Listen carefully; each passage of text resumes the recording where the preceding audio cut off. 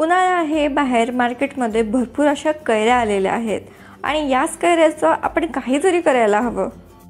तर याच कैरीची आज आपण चटपटीत पाणीपुरी कशी बनवायची ते पाहूया। आज मी इथे कैरीचं चटपटीत असं पाणी, कैरीचा रगडा आणि गव्हाच्या पिठाची कुरकुरीत अशी पुरी बनवलेली आहे। बाहेर मिळणाऱ्या पाणीपुरीपेक्षा कितीतरी पटीने उत्तम अशी चव या पाणीपुरीला येते। सोबतच ही पुरी क्रिस्पी असण्याबरोबरच गव्हाच्या पिठाची असल्याने हेल्दी देखील आहे। तर मी स्वाती माझ्या YouTube चॅनलमध्ये तुम्हा सर्वांचं मनापासून स्वागत करते। चला तर मग मंडळी, वाट कसली बघताय, वेळ न घालवता रेसिपीला सुरुवात करूया।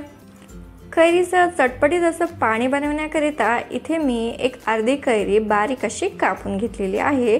सोबतच आपल्याला लागणार आहे एक मुठभर पुदिना। पुदिनाने आपल्या पाणीपुरीला फ्रेशनेस येते। आणि इथे मी घेतलेली आहे एक मुठभर कोथिंबीर आणि पुदिना मी पिण्याच्या पाण्याने स्वच्छ असा धुवून घेतलेला आहे। त्याचबरोबर आपल्याला 4 ते 5 लसणाच्या पाकळ्या, एक अर्धा इंच आल्याचा तुकडा आणि 3 ते 4 हिरव्या मिरच्या लागणार आहेत। तिखट तुम्ही आवडीप्रमाणे कमी जास्त करू शकता।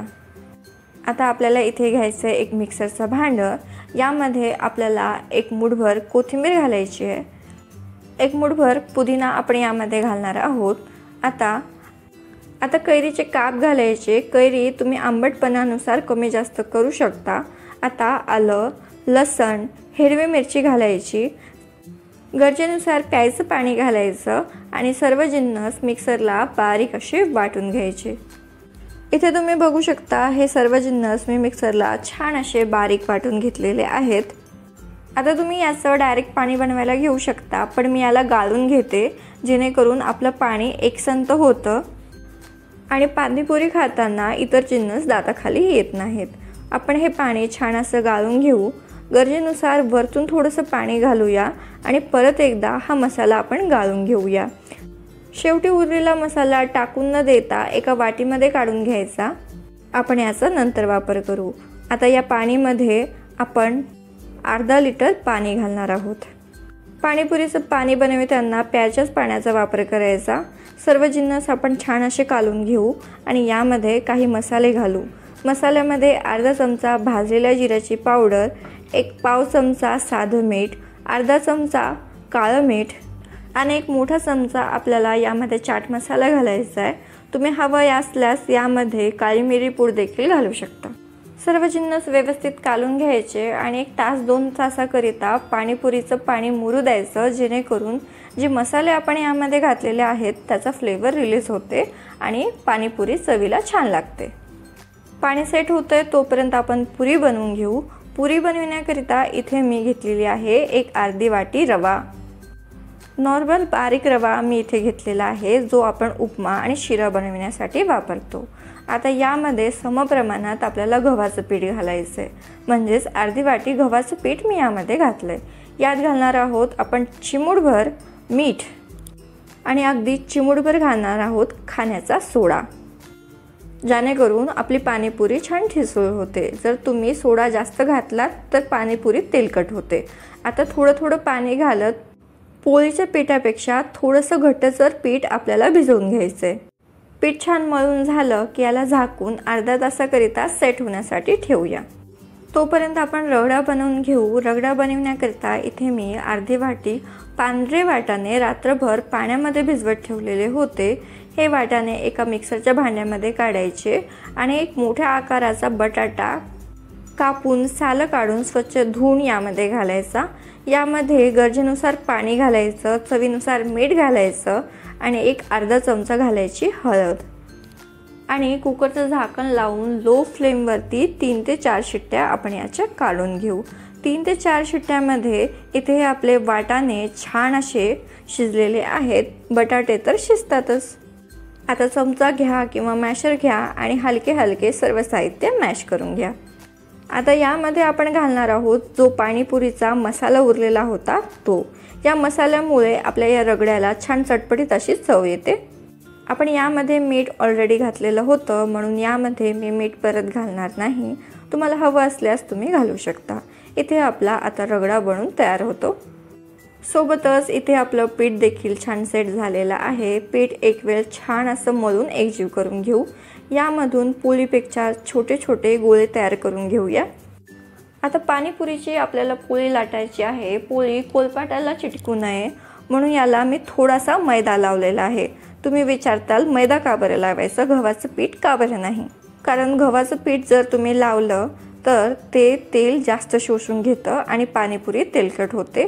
त्याकरिता आपण गव्हाचं पीठ न लावता मैदा इथे यूज करणार आहोत। आता ही पोळी आपल्याला एकसारखी आणि पातळ लाटून घ्यायची आहे। नॉर्मल पोळी कशी आपण बनवितो तशीच मी पोळी लाटून घेणार आहे। पोळी लाटताना पोळी एका साईडने बारीक पातळ अशी लाटायची नाही, एकसारखीच पोळी आपल्याला लाटायची आहे। जर तुम्ही पोळी कुठून बारीक कुठून जाड लाटली तर पाणीपुरी ही कुठून जाड की कुठून बारीक होते। पोळी लाटून झाली की आपण यामधून छोट्या छोट्या पुऱ्या कट करून घेऊ। इथे तुम्ही एखादं झाकण किंवा कुकी कटर वापरू शकता। आता इथे तुम्ही बघू शकता, इथे आपली मस्त अशी पुरी बनून तयार आहे। पुरीची जाडी देखील मी तुम्हाला दाखवते, एवढी जाडी आपल्याला पुरीची हवी आहे। इथे मी पुऱ्या कमी प्रमाणात बनवत आहे। याकरिता पुऱ्या मी एका ताटामध्ये काढून घेतलेल्या आहेत। त्यावरती एक झाकण ठेवलंय आणि पुऱ्या झाकून ठेवलेल्या आहेत, जेणेकरून त्या कोरड्या पडू नये। पुरी कोरडी पडली तर ती तळली जात नाही आणि फुगत नाही। तुम्ही जर पुऱ्या जास्त प्रमाणात बनवत असाल तर तुम्ही त्यावरती ओला सुती कपडा अंथरू शकता। आता आपण पुरी तळून घेऊ। पुरी तळण्यासाठी तेल आपल्याला छान असं कडकडीत गरम तेल हवंय। आता यामध्ये पुरी सोडायची आणि त्यावरती गरम गरम तेल ओतायचं, म्हणजे सोडायचं आणि पुरी छान अशी फुलवून घ्यायची। पुरी एका साईडने एकदाच तळायची, जेणेकरून ती तेलकट होत नाही। पुरी तळताना तेल छान असं कडकडीत गरम असायला हवं। तेल गरम असेल तरच पुरी छान अशी कुरकुरीत होते। तेल जर थंड असेल तर पुरी आपली छान अशी पाणीपुरीच्या पुरीसारखी होत नाही, ती साध्या पुरीसारखी होते। काही वेळातच तुम्ही बघू शकता, इथे आपले टमाटम फुगलेल्या छान कुरकुरीत अशा पाणीपुरीच्या पुऱ्या बनून तयार होतात। फक्त तुम्हाला काही गोष्टीची काळजी घ्यावी लागेल, ती म्हणजे पुरी तेलात सोडताना तेल छान असं गरम असायला हवं। पुरी तेलामध्ये टाकली की लागलीच त्यावरती तेल ओतायचं, जेणेकरून पुरी छान फुलते आणि पुरी एका बाजूने फक्त एकदाच तळायची, जेणेकरून ती तेलकट होत नाही आणि व्यवस्थित अशी फुलून तयार होते। आता तुम्ही बघू शकता, इथे आपली टमाटम फुगलेली कुरकुरीत आणि हेल्दी देखील म्हणू शकता, कारण की ही गव्हाच्या पिठाची आहे। अशी ही आपली पाणीपुरीची पुरी बनून तयार होते। ही पुरी अत्यंत कुरकुरीत खुसखुशीत होते। ही पुरी तुम्ही खाताल तर बाहेरच्या पुऱ्या विसरून जाताल। आता इथे आपलं आंबट असं चटपटीत कैरीचं पाणी, गव्हाच्या पिठाची पुरी आणि कैरीचा रगडा बनवून तयार आहे। आता आपण याला असेंबल करून घेऊ। त्याकरिता मी पाणीपुरी एक फोडून घेतलेली आहे।